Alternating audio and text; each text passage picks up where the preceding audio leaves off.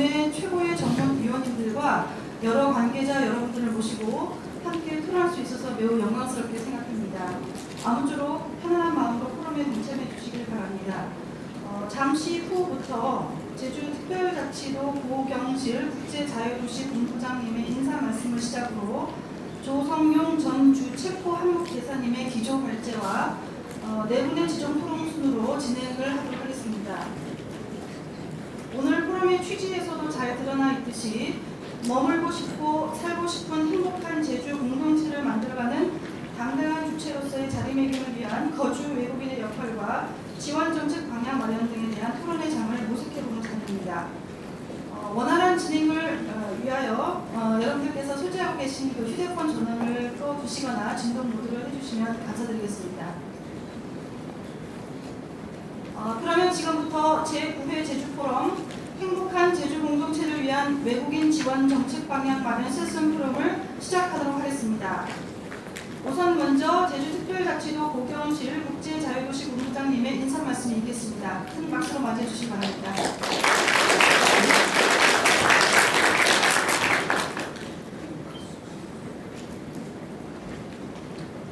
네, 반갑습니다.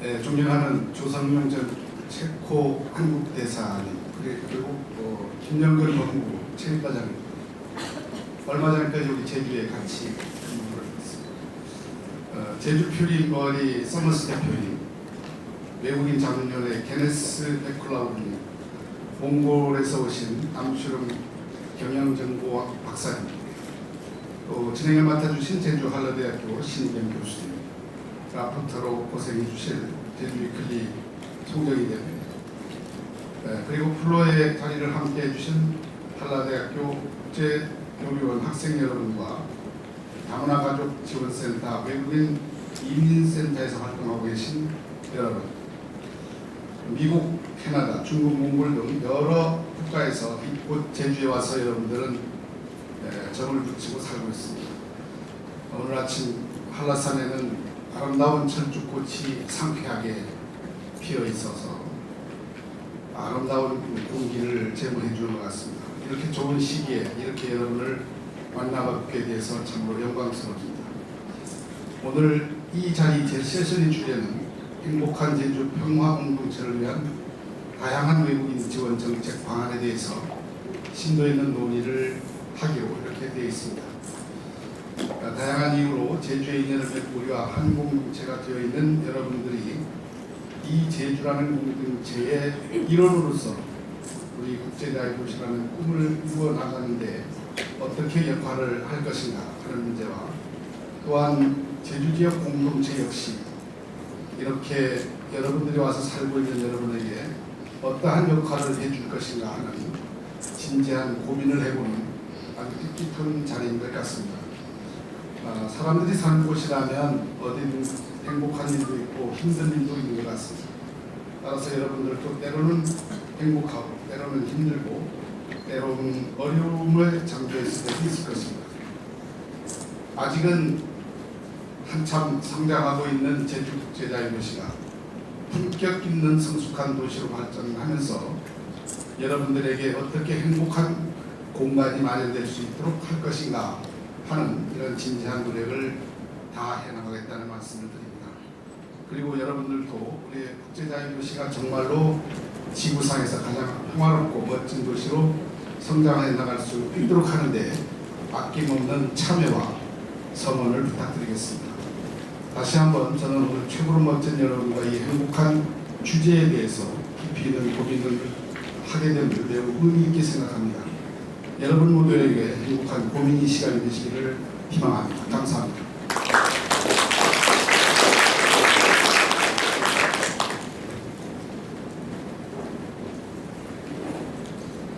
네, 대단히 감사합니다. 이어서 오늘 포럼의 순서를 간략히 말씀드리겠습니다. 조성현 전 주체코 한국대사님의 기조 발제를 시작으로 네 분의 전문 토론자께서 패널 토론을 해주시겠습니다. 토론자들께서는 각 10분 정도로 발표해 주시면 감사하겠습니다.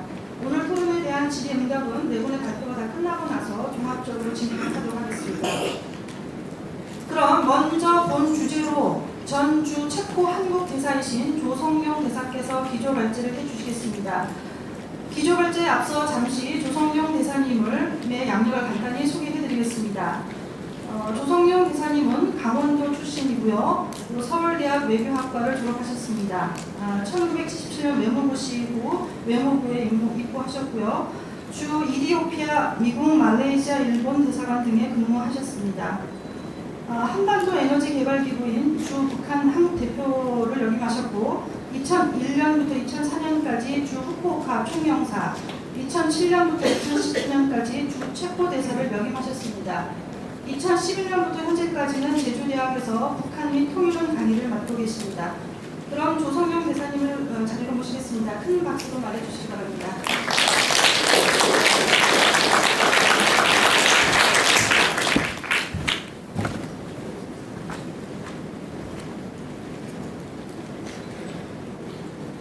Thank you, Professor Shin, for your lavish introduction. Ladies and gentlemen, I have to begin with asking you understanding and patience. Because of the limited time given to me, I have to keep my head down, reading rapidly my prepared text. And never give up, never head up, as my work trainees advised. And I still, and I'll faithfully follow this advice today. Second is the patience I'm getting you. Since I've been away from English for several years, my tongue is not for English for now. So you need some patience in following me. But I promise I'll try my best. Now, the Jeju Special Self-Government Province seems to have established two basic directions, so to speak, minimizing the inconvenience for Western foreigners and increasing communication efforts with them, with the ultimate goal of making a better Jeju for Western foreigners to live in. They can be viewed as very timely directions together. Considering that Western foreigners account for 2.2% of the total logistic population, and the number has increased by 20% year-on-year for the last 5 years. For a community where more than 12,000 foreigners live, it may be essential for her to come up with numerous policies to embrace such a fast-growing demographic economy. By time, most of Western foreigners come to Jeju for work, followed by for marriage, for studying, and there are also some Korean origins of foreign nationalities. By origin country, about 4,600 Chinese are reported to live in Jeju, followed by about 2,600 Vietnamese, and then people from Philippines, Indonesia, and the United States. In addition to the increasing number of Western foreigners, the number of foreign visitors also has been increasing significantly. The Jeju provincial government established a plan for supporting Western foreigners in 2014 and has been implemented, and I think sparing some time to review the plan would help us understand today's issue. The first of the plan is invigorating the Foreign Advisory Committee. This committee consists of Western foreigners with a broad range of expertise in various areas and holds regular meetings, steering sessions, and subcommittee meetings to get advantage of its full potential. And the second is, fostering efforts to communicate continuously with Western foreigners. Continuous efforts to communicate will be made through the Jeju forum sessions and seminars, providing opportunities to exchange ideas and to come up with measures to do something about any inconvenience they might face. And last but not the least is giving Western colonies information on Jeju. Newspapers with contents on Jeju, written in English and in Chinese, will be available free of charge. And guidance booklets for everyday life will be published for foreigners. And other useful tips will also be uploaded on a website in 8 foreign languages. Based on the statistics of Western foreigners in Jeju and the policies put forward by Jeju provincial government to support them, I myself also would like to make a couple of suggestions. As I was introduced, I spent almost 20 years, half of my career, as a public servant abroad, living in foreign countries. I believe I can say that I have become accustomed to living as a foreigner. Without going into details about my life in foreign countries, I would like to introduce a couple of helpful cases and then to propose some suggestions for radio policies. The first case is the Japan Exchange and Education Program, in short, the JEP program in Japan, which has been widely implemented at the municipality level in cooperation with the central government, such as the Ministry of Human Affairs and Ministry of Foreign Affairs and Ministry of Education, and so on. The JET program aims to promote mutual understanding between Japan and foreign countries and to ultimately contribute to the globalization of Japan. Although it is limited to young adults from foreign countries, I believe a program like this can be a great help here in Korea too, having not only to support Western foreigners, but also to enhance the brand image of Korea and contribute to her globalization at the same time. Since the JET program was launched in 1987, it has become a huge program and it earned a deep international reputation with 4,327 people from foreign countries participating in 2013. In particular, however, I would like all of you to pay close attention to the program of the International Exchange Facilitator. The JET program also includes a foreign language assistance program and sports activities program. But I believe that the International Exchange Facilitator program is more relevant to today's topic. First of all, those who are selected for this program have an opportunity to work at the municipal offices. I assume that some of you here may have received assistance from South Korean employees working as an international exchange facilitator, while offshore visiting cities or prefectures in Japan. Those young adults are assigned in the municipalities, working in the field of exchange with their own countries and translation or interpretation. Sometimes they teach languages and culture of their own respective countries to local residents. They work for a year in principle, but by renewal of the contract, they usually stay 3 years. Reportedly, they are paid 300,000 or so yen a month. It is not a large amount, but considering other benefits they receive, such as accommodation at the nominal cost of 20,000 to 30,000 yen a month, it is safe to say that they are adequately trained. Currently, some 50 or 60 young Koreans are under the program in 5 cities and 27 prefectures, except Tokyo and Osaka.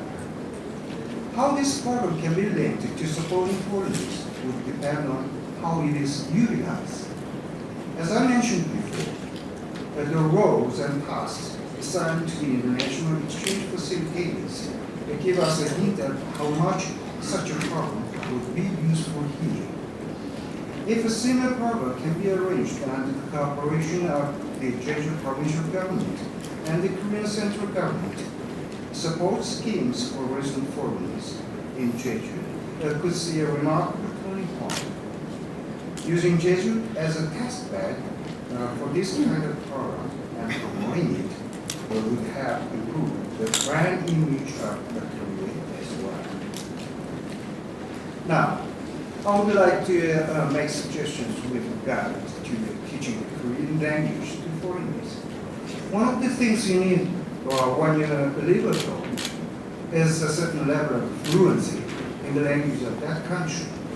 A basic level of the language skill that can help you become familiar with the people and culture. That is why one of the priorities to support resident foreigners is to offer them with as many Korean language courses as possible. Of course, I know there are many opportunities in Jeju for foreigners to learn Korean in several ways. However, please examine whether these courses are systematic and multifaceted and give enough opportunities. It is good to offer advanced language courses, but advanced proficiency can be only achieved by individual efforts of those at the appropriate level. So it is most desirable to teach basic Korean to more resident foreigners if possible in short courses, say 1 or 2 months. It would be far better to have many different places and schedules for the language education. With this kind of multifaceted and various opportunities to learn Korean, resident foreigners will be able to better understand the Korean culture and system. With which they often feel inconvenient, and to live better lives in Korea without the culture shock. My family has had a very similar experience while living in foreign countries. The first thing,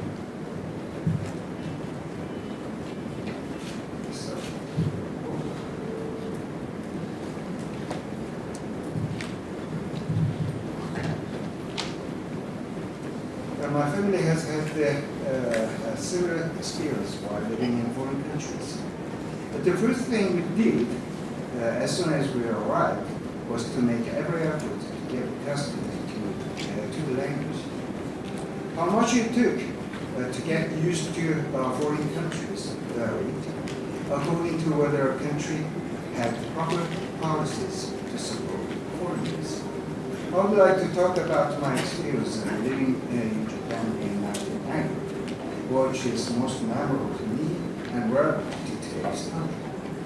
My family had to begin living in Japan knowing not a single Japanese word in December 1990. Even my twin daughters had to attend the local school within the first month because of the decision I made recklessly, like Bruce Willis in Die Hard franchise. However, I did manage to find some intensive language courses for resident foreigners at each municipality. And I had my wife and my 2 children enrolled at the Shinjuku City Language Center. Thanks to the efforts they put into the language development every day, my children eventually became used to life in Japanese school somehow. They say that a foreign language can be learned by living with it. certain that my children surely would have blamed me for their lack of preparedness and difficulty in their school life if they had not been given that sort of language opportunities. The efforts for the land use process that Japanese municipalities have executed to reform several communities is to be praised. From my personal experience, I fully agree with what they wish made, and I think you might feel the same way. However, like I mentioned earlier, the important thing is to arrange as many options, venues, and schedules as possible in order for more foreigners to have easy accesses to create a language process. And I would say that finding the best solution is the responsibility of each municipality. According to my study, as of November 2009, there were some 700 facilities across Japan, including the local autonomy, education economies, global exchange institutes, and other voluntary organizations providing Japan's language process for Western foreigners. Here, some organizations even offer babysitting services. And recently, it is also possible to take the Japanese language process online. It's good enough. We can think of many other things as a Jesu's plan for supporting Western foreigners. But I only tried putting 2 cents worth. I hope a very active discussion from the panel should follow. But thank you very much for your time and listening.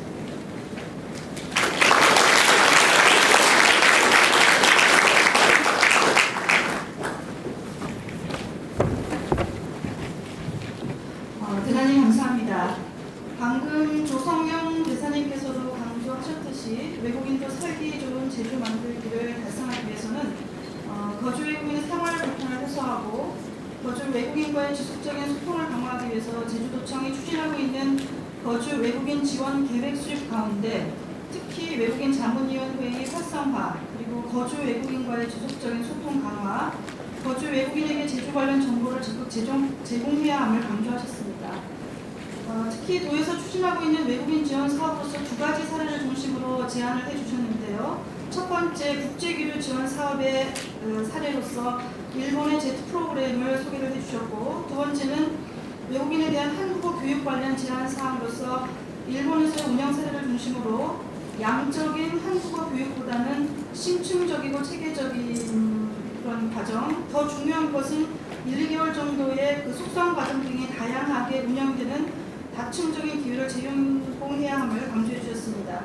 즉 수요자 중심으로서 외국인이 쉽게 접근할 수 있는 방법과 장소, 시간을 폭넓게 운영하는 것이 그 해결책을 찾아내는 지방자치단체의 몫이라고 지적을 해주셨습니다. 네, 대단히 감사합니다. 그러면 이어서 시간 관계상 이어서 지정토론 발표를 진행하도록 하겠습니다. 지정토론을 들어가기 앞서서 토론자들께서는 상단 위로 올라주시기 바랍니다. Please speakers come up the stage and take a seat with your name. 네 분 토론자들께서는 올라주시기 바랍니다.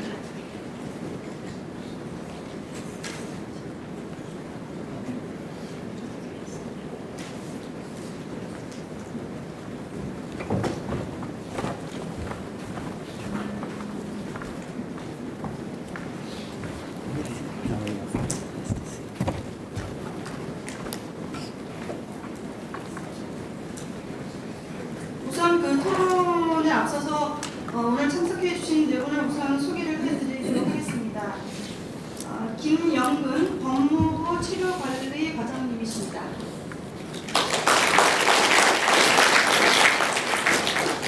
두 번째 패널 토론자십니다. 메리 서머스 제주수리 대표십니다. 세 번째는 케네스 미클라우드 외국인 자문위원회 위원이십니다. 몽골 출신인데요. 예. 외국인 유학 대학생 대표 냠수룽 경영정과 박사님이십니다. 네, 함께 자리해 주셔서 대단히 감사합니다. 토론자들께서는 주어진 시간 내에 10분 정도로 발표를 해주시면 감사드리겠습니다. 오늘 토론에 대한 질의응답은 네 분의 발표가 다 끝나고 나서 종합적으로 진행을 하도록 하겠습니다. 그럼 주제 발표 첫 번째 발표로서 김영근 법무부 체류관리과장님이 향후 주요 이민정책 방향이라는 주제로 발표를 해주시겠습니다.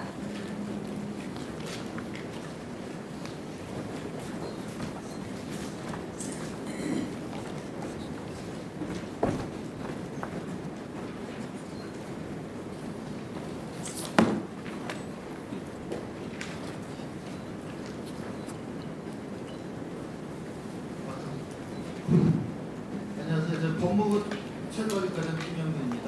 저는 올해 2월까지 여기 제주도 도청의 법무협력관으로 근무를 했습니다. 그래서 제주도에 대해서는 상당한 애정을 갖고 있습니다. 여기 계신 분들은 아시겠지만은 지금 출입국관리사무소가 있습니다. 제주에.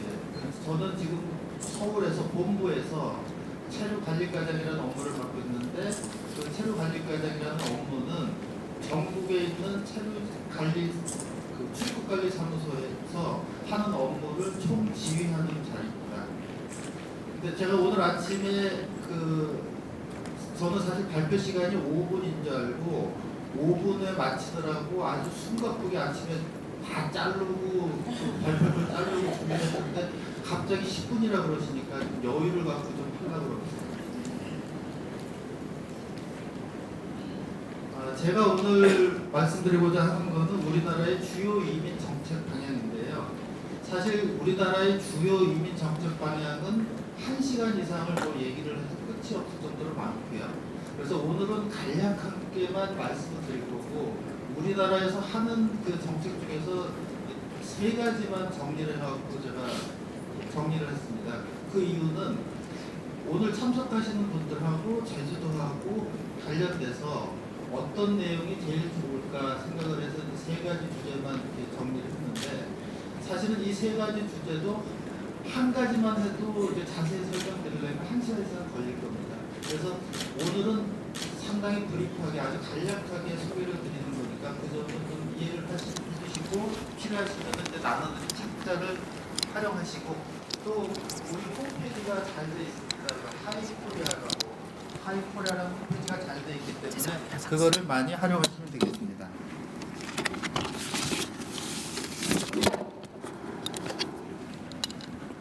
세계적으로 지금 그 국가 간 인구 이동이 지속적으로 증가하고 있는 추세입니다.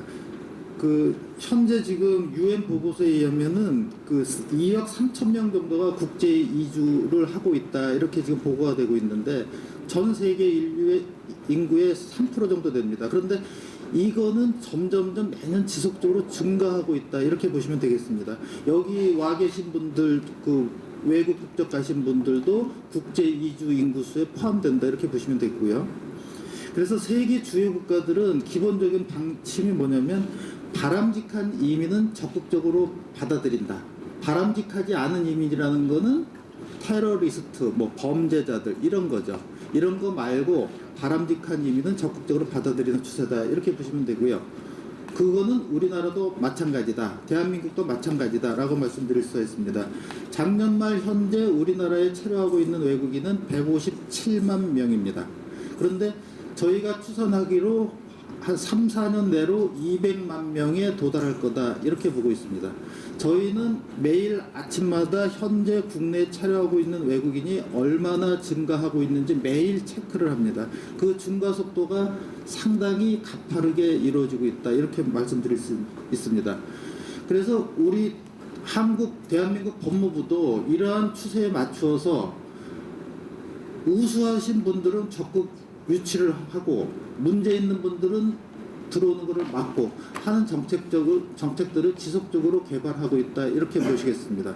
참고로 여기 계신 분들은 다 우수한 외국 분들이다 이렇게 저는 생각을 합니다. 그 아까 말씀드린 대로 우리나라 이민 정책 중에서 세 가지만 그 제가 정리를 했고요. 그거를 좀 간략하게 말씀드리겠습니다.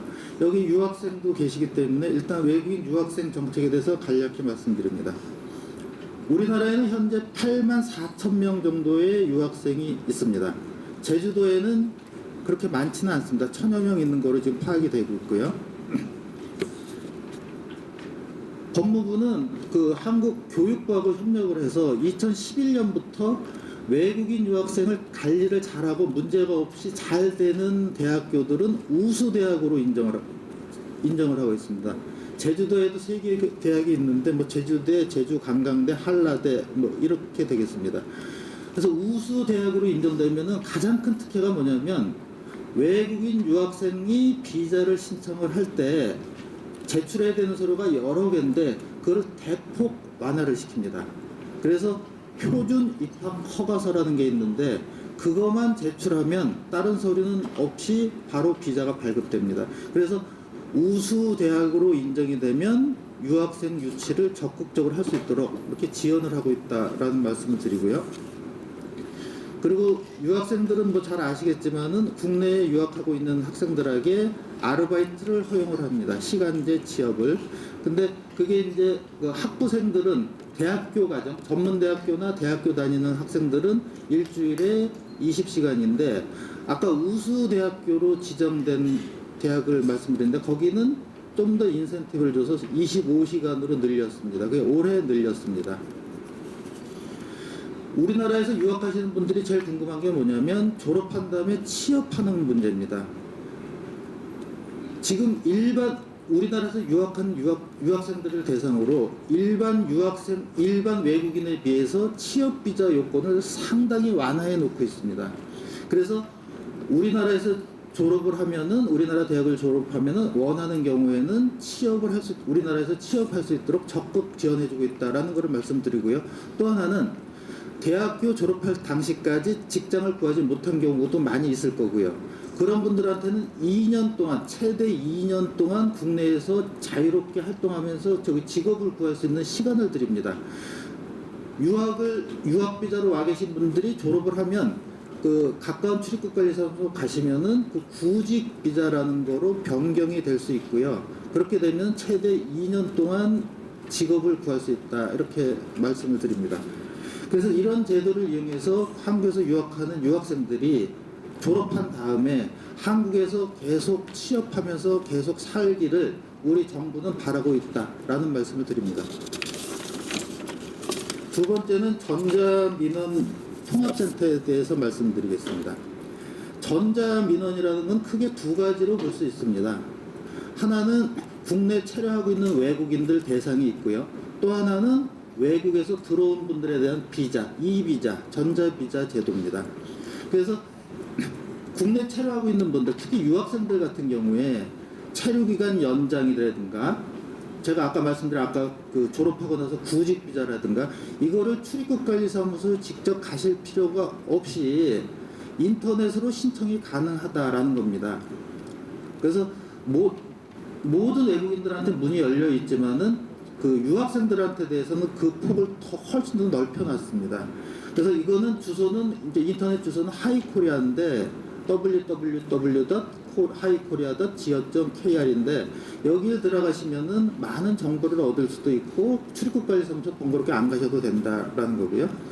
두 번째 이비자, 전자비자라는 거는 세계 각국에서 지금 점점점 이거를 확대를 하고 있는 추세인데 우리나라 같은 경우에는 작년에 도입이 됐습니다. 작년에 도입돼 갖고 현재는 대학교 교수, 뭐 연구원 이렇게 일정 부분만 아주 한정적으로 시행을 하고 있는데 올해부터는 점점 그 대상을 넓힐 겁니다. 그렇게 되면 이거를 넓히면 이게 대상이 되시는 분들은 비자를 받을 때 제 공간에 가실 필요가 없이 인터넷으로 신청하면 인터넷으로 비자 발급이 되는 그런 시스템입니다. 현재까지는 극히 일부분이지만 점점점 확대가 되고 있다는 것을 다시 한번 말씀을 드립니다. 그래서 이렇게 전자적으로 이제 출입국관리사무소를 가지 않고 전자적으로 출입국 업무를 처리할 수 있는 거를 점점점 넓히기 때문에 이거를 전담할 수 있는 센터를 지금 만들기 위해서 지금 제가 노력하고 있습니다. 그것도 말씀드립니다. 마지막으로 창업비자에 대해서 설명드리겠습니다. 창업비자라는 게 좀 생소한데 작년에 생겼고요. 올해부터 이게 많이 제도가 프로그램이 만들어져 활성화가 되기 때문에 제가 설명드리는데, 이게 국내에서 대학생들이 마지막 관심을 많이 가지시면 좋을 것 같습니다. 어떤 아이디어가 있다. 그거를 우리나라로 특허, 페이턴트, 특허를 내서 사업을 하는 것을 지원해 준다. 이렇게 보시면 됩니다. 그럼 어떤 아이디어가 있는데 이거를 어떻게 특허를 내느냐. 특허 내는 게 되게 어렵거든요. 정부에서 교육부를 지원을 해서 그거를 특허를 받기 위해서 교육을 시킵니다. 교육을 시킨 다음에 그거를 특허하는 것까지 지원을 해주고, 특허를 하고 나면은 비즈니스를 시작을 해야 되죠. 비즈니스 시작하는 그 자금도 지원을 해줍니다. 그래서 한국에서 창업을 할 수 있게, 비즈니스를 스타트할 수 있게 적극 그렇게 지원해 주는 겁니다. 그래서 교육도 시켜주고 창업할 때 돈도 지원해 주는 아주 좋은 제도입니다. 이게 사실은 대한민국 국민을 대상으로 해서는 있었는데 외국인한테는 없었던 건데, 올해 본격적으로 시작이 되고 있기 때문에 관심을 가져주시면 좋겠습니다. 그래서 이런 제가 말씀드린 거, 창업비자를 포함해서 제가 말씀드린 모든 사항은 하이코리아라는 인터넷에 들어가면 다 그런 자료가 있기 때문에 국내에 계시는 모든 외국인들은 하이코리아를 수시로 방문하시면 좋을 것 같습니다. 다양한 언어로 되어 있기 때문에 거기에서 많은 좋은 정보를 얻을 수 있다고 생각을 합니다. 이상입니다. 감사합니다.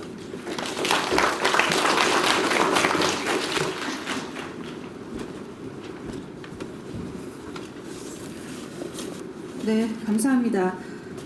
김영근 과장님께서는 변화하고 있는 이민 정책의 최근 환경을 중심으로 향후 주요 이민 정책의 방향을 잘 정리를 해주셨습니다. 특히 그 외국인 유학생 정책으로서 체류 지원 강화 및 외국인 유학생들의 국내 취업뿐만 아니라 우리나라 교육부와 지금 연계를 하고 있는 외국인 유학생 유치 관리 역량 인증제를 활용한 각 대학의 인센티브 제공 부분을 활용해서 더 많은 유학생들을 유입할 수 있도록 하는 제도적 그 개선에 매우 긍정적인 요인들을 말씀을 해주셨습니다. 또한 전자민원 통합센터의 운영과 외국인을 위한 창업비자 취득 요건 완화 등은 단순 노동 인력 중심의 이민 정책에서 우수 전문 인력 중심의 고도화된 미래지향적 이민 정책으로 전환을 하고 있는 우리나라의 그런 어떤 그 정책 시도들을 굉장히 잘 보여주는 사례라고 보여집니다. 아무쪼록 이제 더 많은 유학생들과 외국인들이 우리 제주도를 찾아와서 이런 그 좋은 그 행복한 공동체를 이룰 수 있는 그런 계기들이 마련되기를 바랍니다. 자, 그럼 이어서 두 번째 발표로 메리 서머스 제주 퓨리 대표께서 공동체를 잇는 나눔의 정신 제주 퓨리라는 주제로 발표를 해주시겠습니다. 여러분 박수로 맞이해 주시기 바랍니다.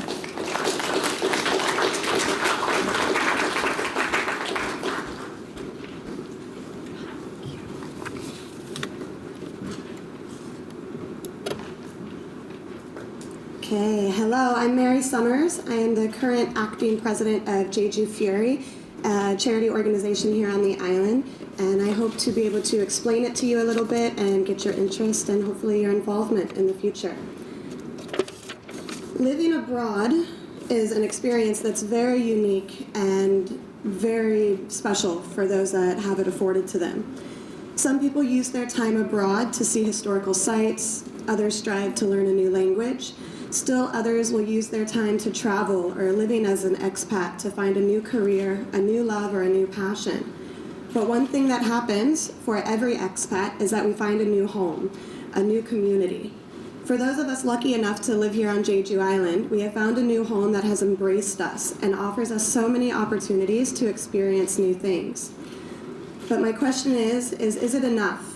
Do we as expats truly have a fulfilling experience just by living here, seeing the sights and seeing new things? What about the community that surrounds us, that has taken us in? An expat can leave saying, I've taken a part of Jeju with me. But I believe what really matters is the part of an expat that is left behind in the community that became our home. When you live abroad, The people that surround you become your surrogate family. The friends you make become your brothers and sisters. The lady at the local dry cleaners is your aunt, and the sweet old man that you see at the coffee shop every Friday becomes your grandfather. These people now make up your world. They are your family. And when family hurts, you hurt. And if it's possible, you help. Jeju Fury got its start in March of 2009 when the community took a tragic loss. A friend, a brother, and a father, Nathan Fury, became inexplicably ill. The community, his family, came together to raise funds for the hospital bills that were piling up in the faces of his wife and his 2 young sons. Unfortunately, those funds were never used to help get Nathan out of the hospital, as he passed away just a few days later from what doctors determined to be Japanese encephalitis. But the funds were raised, and the question was left of how to use them. Ultimately, it was decided that it was now the community's job to help take care of Nathan's 2 sons. A goal was set to raise 10 million won for each boy to be set aside for their college. In the efforts to raise this total of 20 million won, the Fury Foundation, known to most as Jeju Fury, was born. Through a frisbee tournament, volleyball tournaments, open mic nights, auctions, and other events, the goal of providing college funds for the boys was reached in May 2010 during the 3rd volleyball tournament. The Jeju Fury founder, Daniel Nabin, was not only incredibly pleased with reaching this goal, he saw the potential for Jeju Fury to become more. It was time to give back to the local community that continually gives to us so much. Help was sought through the St. Vincent de Paul Society to find local Korean families on the island that were in similar situations as Nathan's family. That is to say, with children that had lost one or both parents and whose families were in need of financial help.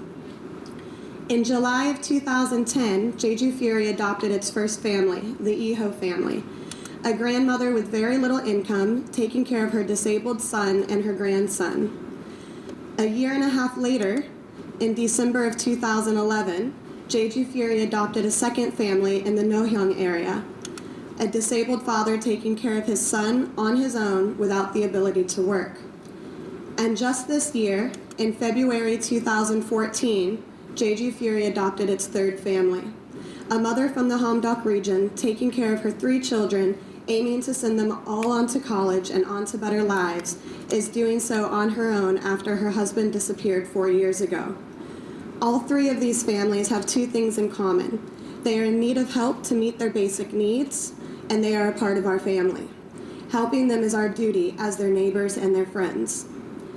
As the organization has grown, it has taken on a variety of other beneficiaries. In 2011, Jeju Fury held its first orphanage drive, in which funds were raised to give children in Jeju Island's orphanages a special Christmas present. Over 400,000 won was raised for this event through t-shirt sales.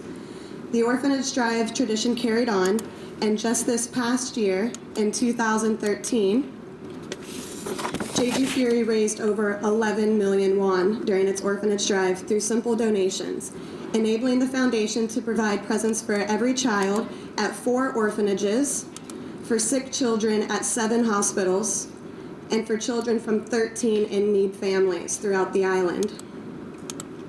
The expansion of this event is just one example of the ways in which Jeju Fury has grown substantially in the past 5 years. Since its start, Jeju Fury has raised over 90 million won that has gone towards helping 3 permanent beneficiary families, 4 orphanages, 7 hospitals, and 17 other families that are faced with various financial difficulties.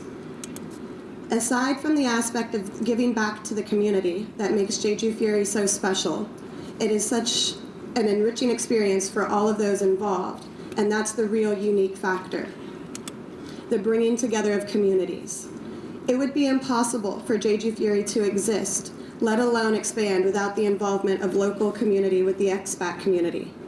Jeju Fury is run by a very large group of people, of a variety of ages, from a variety of backgrounds, and with a variety of skill sets. No one person could do it alone. Since I began my involvement with Jeju Fury, I've had to call on friends that are Korean, Japanese, Canadian, American, South African, English, Irish, and many others to help accomplish tasks. I have worked with students in high schools and universities. I've had meetings with businesses, individuals, locals, expats, visitors. But not only is JG Fury run by a large variety of people, it is inspired by and kept alive by an even larger group of an even larger variety. Anyone who wants to be involved in the charity organization, regardless of skill level, languages spoken, age, nationality, they're all able to participate in Fury events. Whether you want to be a participant or a volunteer, JG Fury always wants more people to be actively involved. The inclusive nature of JG Fury enables anyone with a passion or an idea for an event to be able to create that event. Thanks to the passions of our community, JG Fury has hosted improv theater nights, was the beneficiary of an original play production, has held an 8-ball tournament and 2 photo hunt events, all new events just in the past year alone. It is the ideas and the working together to put those ideas into action that keeps JG Fury growing, which then allows more money to be raised for the members of our community, our family that are in need. Without the fusion of the local Korean community and the expatriate community, JG Fury would have quickly faded away. However, the passions of both communities have formed JG Fury into what it is today, a charity organization with the aim of bringing people together and communities together in order to help the local population. Living abroad is an experience that anyone can find inspiring, but there is a difference between simply being somewhere and truly living somewhere. Living requires doing. Why not do something that benefits the community that has taken you in and made you a part of their family? Involvement in a charity organization, such as JG Fury, makes it possible for any expat coming to Jeju Island with the hopes of gaining something that can one day be taken with them to actually leave behind more than they realize is possible. I may depart Jeju Island one day, taking with me my memories, my family, my souvenirs, a little bit of the Korean language, and a love for Korean foods, but I will be leaving behind something bigger thanks to my involvement with JG Fury and the connections that it has helped me forge with the community and the family that I have made here. I will be leaving behind a very large part of my heart, and I hope to also leave behind families that are better off because of my involvement in JG Fury. I thank you for your time and your interest in JG Fury, and I do hope that more of you will get involved or spread the word of JG Fury because it's good times for a really great cause. Thank you.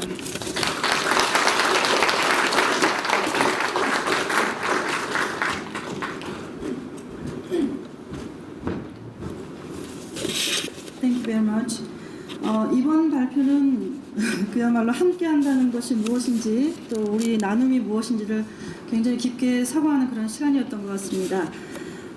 거주 외국인을 위한 정책의 성패는 어느 한 일부분만을 위한 정책이 아니라 우리 도민과 거주 외국인과의 공감대 속에서 이루어지느냐의 여부인 것 같습니다.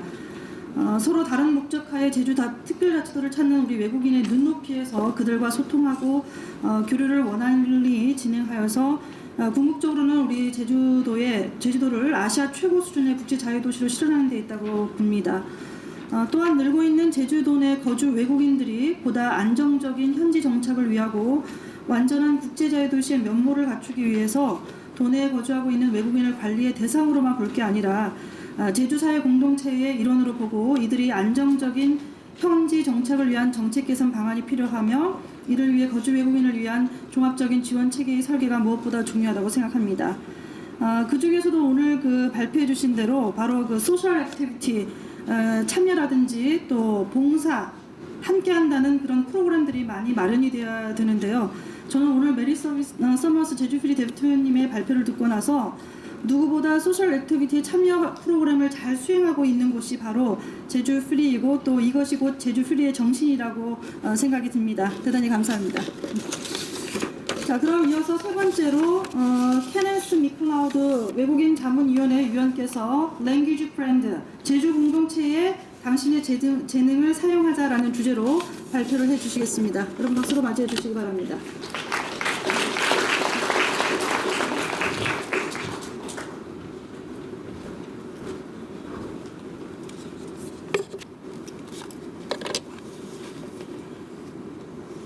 Good morning.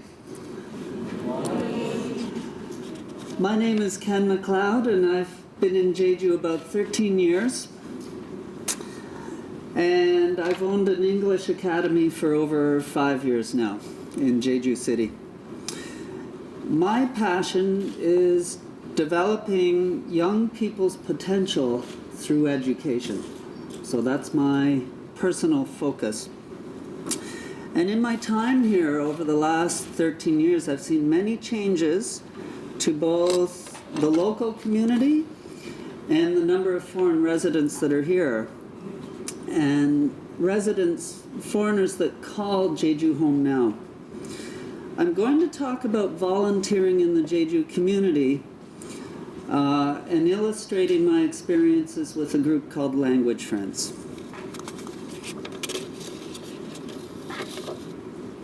So I'm going to go. Okay. What strengthens the fabric of a community? Meeting the needs of a local community is often a sign how healthy all aspects of life are in our daily family, work, and social lives, even the environment or economy. Volunteering is one of the valuable threads, and often an unseen thread, that where anyone can participate. Jeju's, as I said, seen a large increase in the foreign residents over the last 5 years, especially. Many are temporarily in Jeju. Which way? Okay, I've got it. Many are temporarily in Jeju as they teach and travel. Immigrants come in search of work. Others are captured by the beauty of Jeju and want to stay. I was actually captured by my wife, so I'm happy to stay here anyway. So temporary or not, we have a chance to participate in this community. An excellent way for foreign residents to participate, to meet people, to learn about Jeju, to learn about Korea, while helping others at the same time is through volunteering.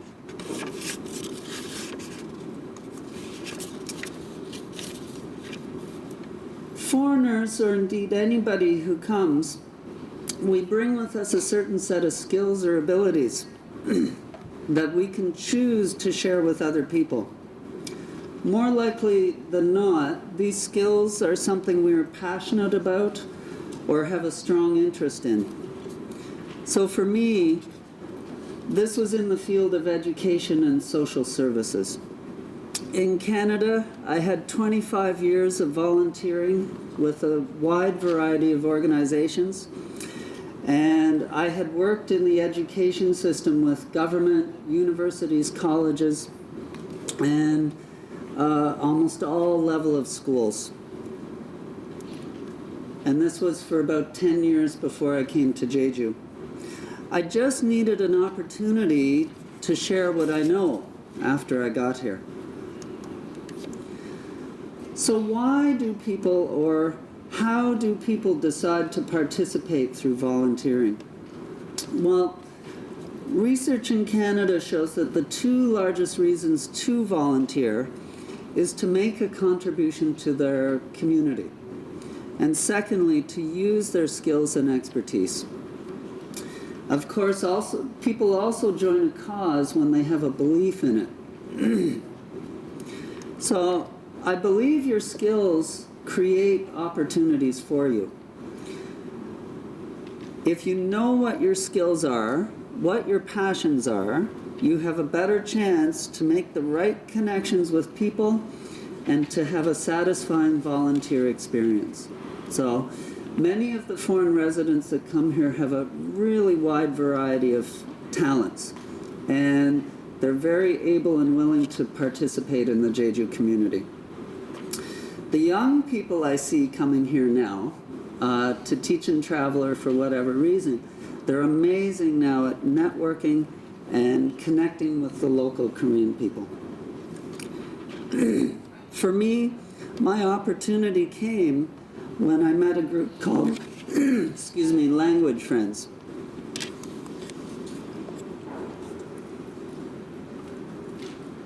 Language Friends is a not-for-profit group whose goal is to teach less fortunate children English and instill a healthy developmental environment for children to flourish. Language Friends brings us a program to train Jeju youth volunteers to deliver English lessons and involve foreign residents to volunteer their time to participate once a month. When I began to work with Language Friends, it was adults teaching children, but we quickly realized there were opportunities for Jeju youth to serve as volunteers to teach English and do activities with the children. The adults shouldn't do all the work here. At the same time, we could deliver a program to train the volunteers in leadership, team building, and the ability to cope with the stresses of being a Korean student. Through our combined experiences from here and my experiences in Canada, we've wound up creating a program that trains excellence in volunteer youth, and secondly, a program that begins to serve the language needs of the children in welfare centers around Jeju. We now have 80 Korean youth volunteers with a waiting list, a parent support group, and a very great group of foreign volunteers that are now joining the program. We serve 3 welfare centers in east and western Jeju. So the foreign support has just been wonderful because we need to travel a little bit. So what do? We invite foreign residents to volunteer with our group, and this gives them the chance to see the community, meet new Korean people, and learn a lot more about Jeju. They teach the children English, or they help, and as we've learned over the last year, they have become an important role model for the youth volunteers as well as the children at the welfare centers. In short, they make an amazing difference to these children's lives just by sharing some of their time. So when I say the foreign volunteers' time makes a difference, I mean it literally.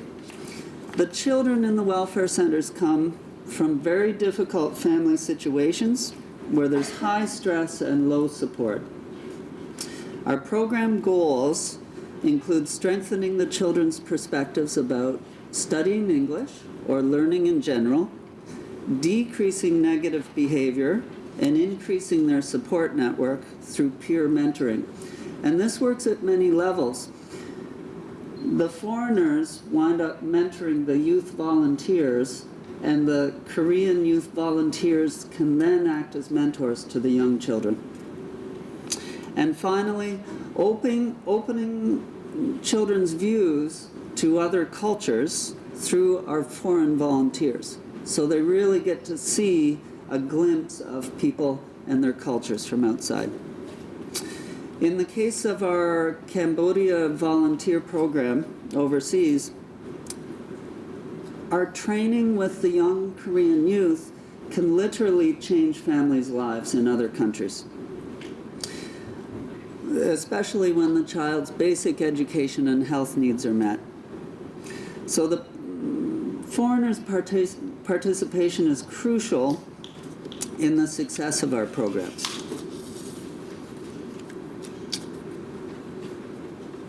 So the young Korean youth are gaining valuable leadership, team building, and social skills. They further learn the importance of serving their community locally and globally, and the participation of the foreigners is key for helping them realize that they can do this work overseas. So this year we've developed or introduced a developmental asset program from the USA, and this helps establish skills and support for the youth to grow in healthy ways. importantly, parents are reporting that their volunteer children have positive behavior changes, and amazingly, their school grades either stay the same or they improve. So even though the children are volunteering, their school grades are not suffering. So they're improving as students and as well as improving personally at the same time. So for me, as a resident here from Canada, it gives me the chance to help youth, which is my background, and it's a pleasure to try and give something back to the community. And I'm sure many other residents, temporary or long-term, feel the same way. Given the opportunity, they are happy to participate in Jeju. So in summary, foreign residents here bring an influential and important resource that can help them interact with the community. Their skills and their time. So if you as foreigners are willing to use these resources, and you as the Jeju community are open to receiving us, I think it's a winning combination for everyone. It would definitely strengthen the fabric of this beautiful province. And you can learn more about us at those addresses. Thank you. Okay.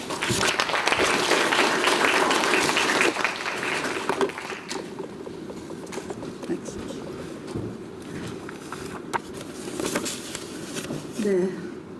역시 저희가 이제 제주 도민이고 또 도 지자체에서도 물론 많은 노력들을 하고 있습니다만은 오늘 발표를 들으면서 이런 민간이라든지 외국인들 스스로도 굉장히 우리 사회에 많은 것을 주려고 하는 그런 이렇게 운동이라든지 나눔의 정신이 많다는 걸 정말 느낄 수 있었습니다. 특히 서두에서도 얘기를 하셨는데요. 무엇이 지역사회 구조를 견고하게 하는가라는 질문은 굉장히 중요한 이슈라고 생각이 듭니다. 특히 이 늘어나고 있는 거주 외국인을 포함해 오늘의 주제에서 드러났듯이 행복한 제주 공동체를 위한 외국인 지원 정책의 방향은 어딘가라는 점에서 볼 때 매우 중요한 이야기를 해주셨습니다. 특히 그 언어를 통한 거주 외국인의 자발적으로 지역사회 발전을 위한 자신의 재능을 기부함으로써 개인의 역량 개발은 물론 사회 동참 의식 제고로 인해 자연스럽게 사회 통합 과정에 긍정적 요소가 될 것이라고 생각을 합니다. 언어 재능 기부 봉사뿐만 아니라 그 지역사회 각종 기관의 자문위원단으로 활동을 한다든지 또는 지역 주민과 자매 결연을 맺는다든지 또는 마을 청소, 문화 행사 등 그 지역 주민과 함께하는 다양한 행사 개최 등은 이 다양한 소셜 액티비티 사회활동 프로그램을 적극 개발을 지원할 수 있다고 봅니다. 아무튼 오늘 좋은 말씀 감사드리겠습니다. 네 번째 마지막입니다. 이어서 외국인 유학생 대표로 오늘 참가를 하셨는데요. 남수룽 외국인 유학생 대표 경영정보학 박사께서 발표를 해주시겠습니다. 그럼 박수로 마주해 주시기 바랍니다.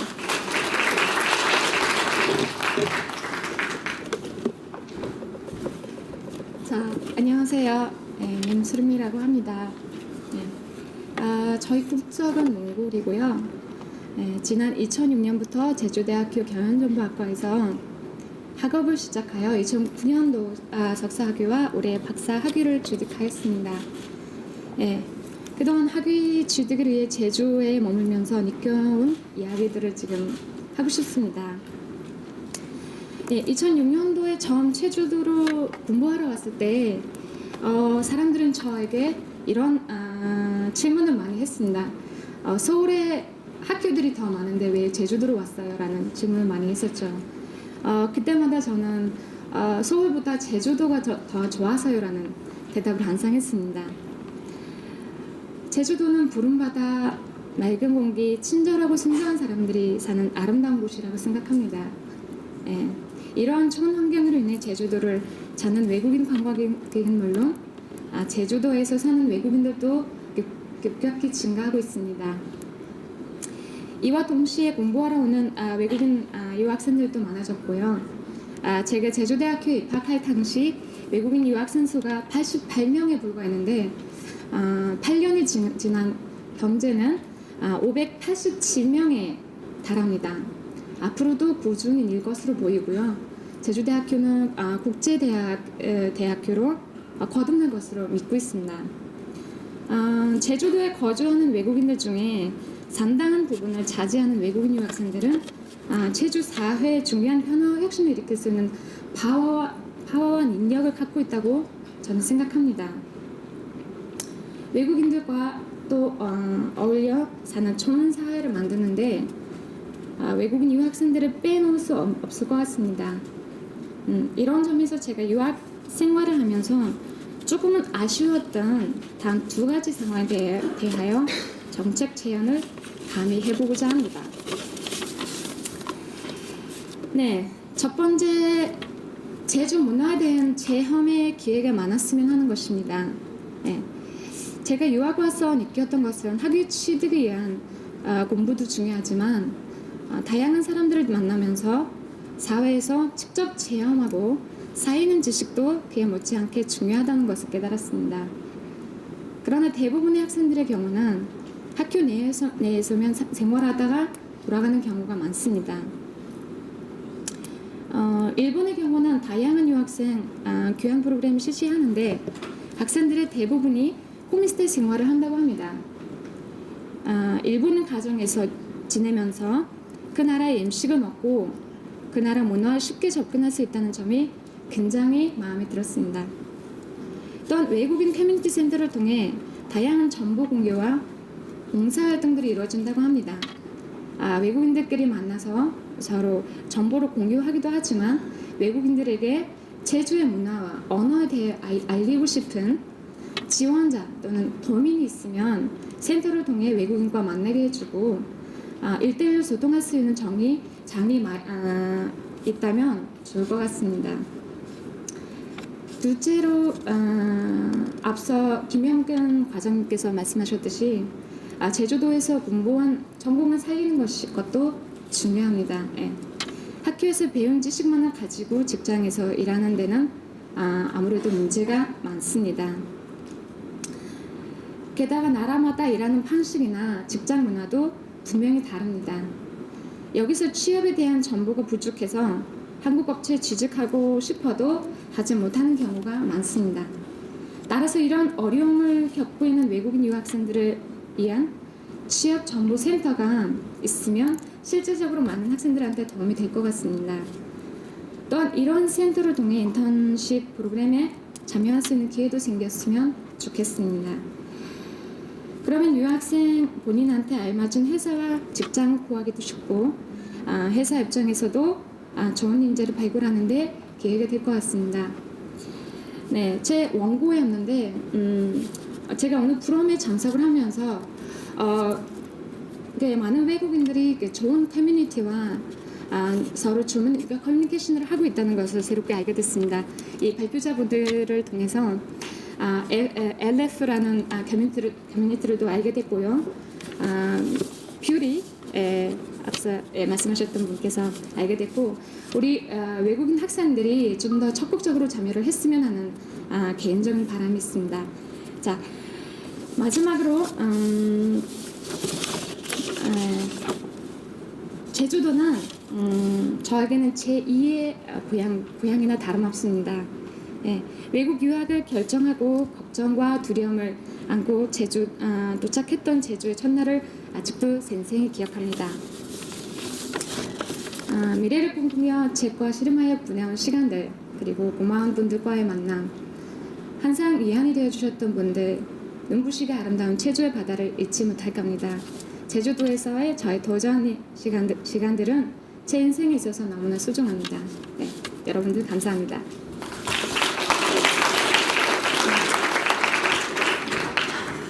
예. 제가 아까 시간차를 조금 잘못해가지고요. 좀 시간적 여유가 있을까 싶어서 이제 브레이크 타임을 가질까 했는데 그냥 진행을 마무리하도록 하겠습니다. 우선 감사드립니다. 아까 발표를 듣다 보니까 저도 이제 중국에서 4년간 유학을 했던 경험이 생각이 납니다. 유학생들의 가장 큰 목표는 그 유학 대상 국가에서 본인의 학문적 성과 달성뿐만 아니라 학위 취득 후에 본인이 미래와 목표 달성에 있어서 정말 제2 고향이라는 생각을 저버릴 수가 없는데요. 그래서 더 많은 고민과 미래를 꿈꾸지 않나 생각이 듭니다. 다만 앞서서 우리 김영근 과장님께서도 말씀해 주셨듯이 향후 우리 대한민국과 또 우리 제주도에서도 이민 정책의 방향이나 외국인 유학생들에 대한 그 지원 정책이 많은 부분 강화되고 있고 또 완화되고 있음으로 인해서요, 이러한 노력들이 많은 유학생들이 제주에서 더 많은 미래와 꿈을 설계할 수 있지 않을까라는 생각이 듭니다. 아무튼 오늘 발표해 주신 모든 분들께 감사를 드리고요. 한 10분 정도 시간이 이제 남았는데요. 이어서 오늘 여러분들과 함께 그 질의응답 시간을 간략하게 좀 갖도록 하겠습니다. 아까 우리 대사님께서 위로 잠깐만 올라와 주시면 감사드리겠습니다. 대사님 어디 가시나요? 안 계세요? 예. 올라오셨군요. 예. 자, 그럼 혹시 여러분들 중에 그 질의나 코멘트가 있으시면 몇 분 정도 받아보도록 하겠습니다. 그 발표하실 분께서는 간단히 성명과 소속을 간단히 말씀해 주시고요. 발표 내용을 간단히 말씀해 주시기 바랍니다.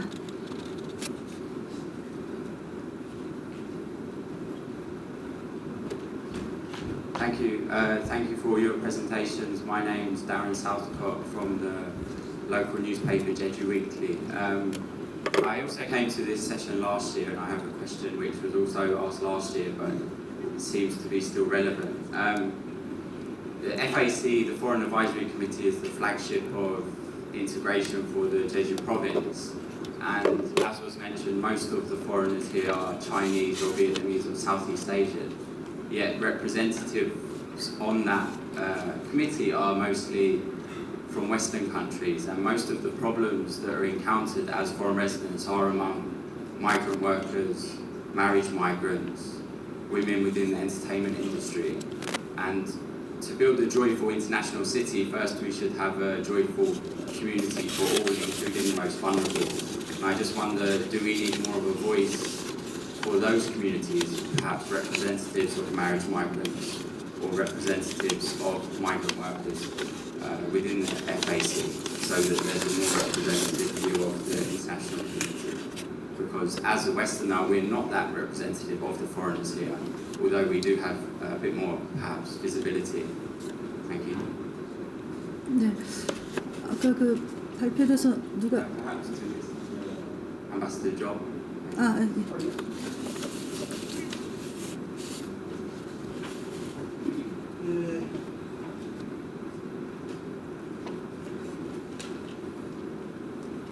Sorry, I couldn't follow you very clearly. You're talking about Is there space for more representatives of the Southeast Asian community on Jeju Island, or migrant workers or marriage migrants? Because at this session we don't get to hear of their views and their policy. Yeah, but as far as the policy is concerned, it's not that's beyond my job. Yeah, but I just wondered from your experience, yeah, having from my wide ranging experience, right? Okay, how can I express it? But the main point is whether a country has foreign policies or not. Some countries, such as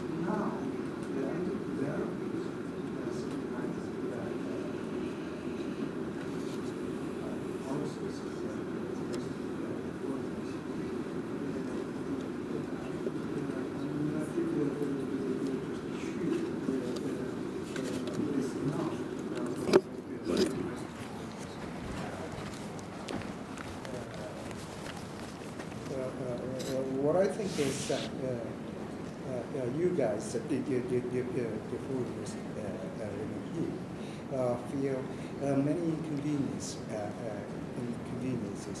like saying that there are no English signs on the traffic especially the traffic signs in English, when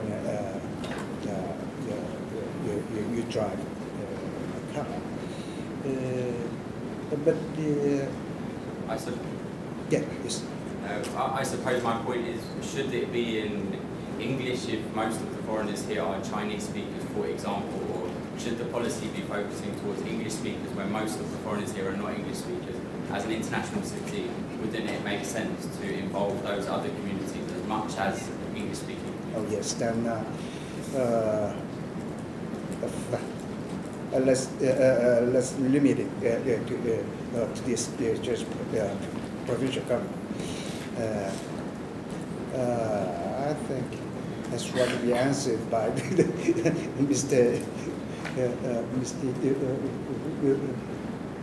Kim of Judge Free International City, the director would answer it.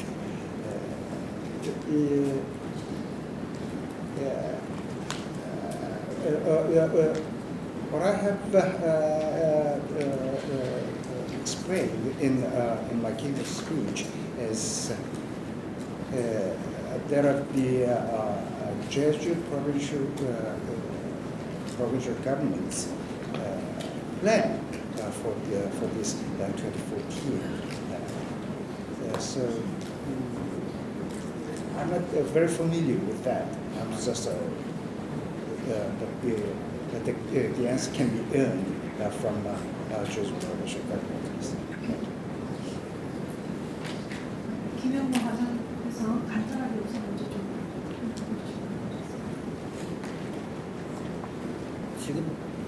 Yeah, I just wanted. Oh, okay. Yeah.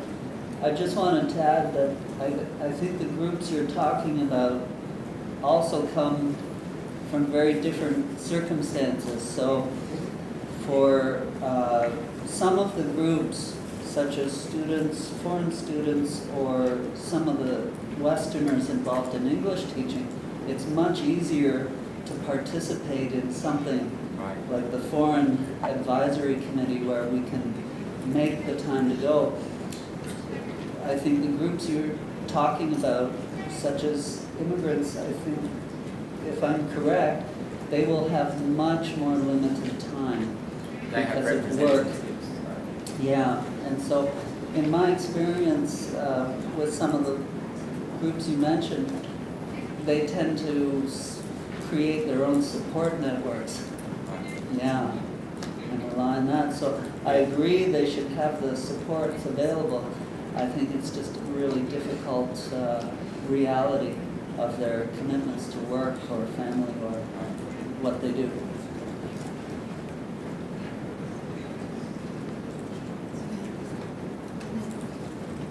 May I have a microphone?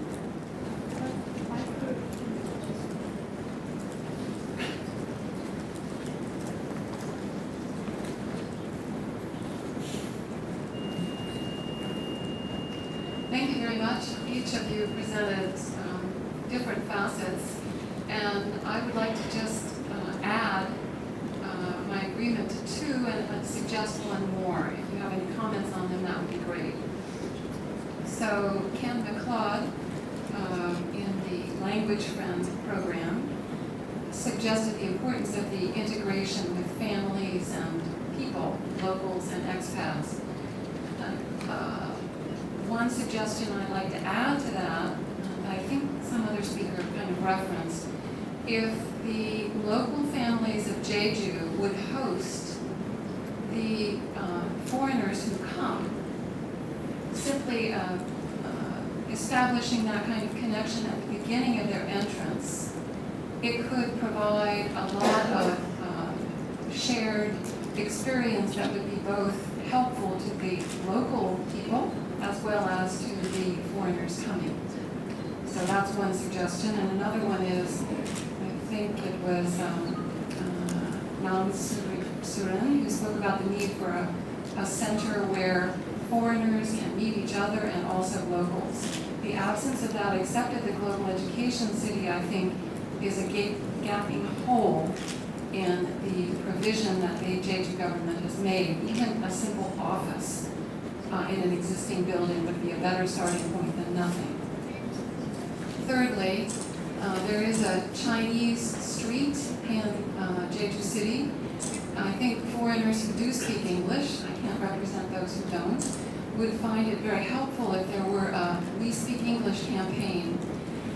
Even if shop owners put a sign, foreigner friendly or We Speak English, and ultimately that might grow to become a street where shops and services are offered that someone can speak English. So if you have any comments on those, that would be great.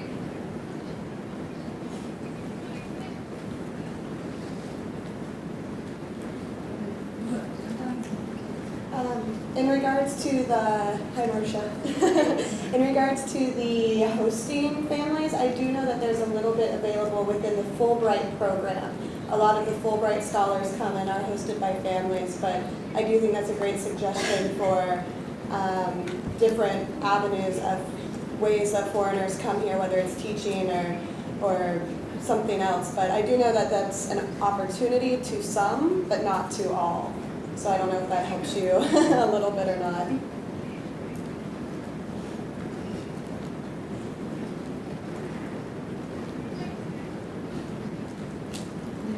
감사합니다. 더 많은 분들 질문 받고 싶은데요. 지금 시간이 다 돼서 일단 시간 관계상 오늘 정리를 좀 하도록 하겠습니다. 근데 장시간 동안 여러분 경청해 주셔서 대단히 감사합니다. 오늘 많은 분들이 아주 유익한 시간이 되셨을 거라고 보고 있고요. 다시 한번 정리를 한다면은 우리가 정말 그 바람직한 외국인 지원 정책 방향을 마련하기 위해서는 무엇을 우리가 생각해 봐야 되는가? 왜 공동체여야 하고 또 우리가 추구하고 있는 행복한 제주의 미래는 무엇이고 또 그것을 이루기 위해서는 우리가 어디로 가야 되고 또 어떻게 접근을 하고 그 속에서 무엇을 찾고 또 가장 효율적인 방법이 무엇인지 그러고 나서 맨 마지막에 또 우리에게는 과연 어떠한 것들이 남는 것인지를 충분히 분석하고 이 실제 계획과 구체적인 실현 계획을 잘 수립을 해야 할 것이라고 생각이 듭니다. 오늘 여러분들이 많은 영역에서 말씀해 주셨는데요. 외국인 지원 정책도 국가 정부 차원에서 할 수 있는 일, 또 우리 제주도청인 자치제에서 할 수 있는 일, 그리고 작지만은 작은 자치단체에서 할 수 있는 일, 작게는 더 나아가서 지역 내 우리 주민들이 할 수 있는 일, 그리고 또 우리 외국인들이 스스로 할 수 있는 일들이 다양하게 존재하고 있다고 봅니다. 그 각각의 차별화된 교류와 지원 속에서 행복한 제주 공동체를 이루는 많은 성과들이 나오기를 기대합니다. 아무쪼록 오늘 이 자리를 함께해 주신 모든 분들께 감사를 드리고요. 이상으로 제9회 제주포럼 행복한 제주 공동체를 위한 외국인 지원 정책 방향을 말하는 제주 포럼 세션을 모두 마치도록 하겠습니다. 여러분 대단히 감사합니다.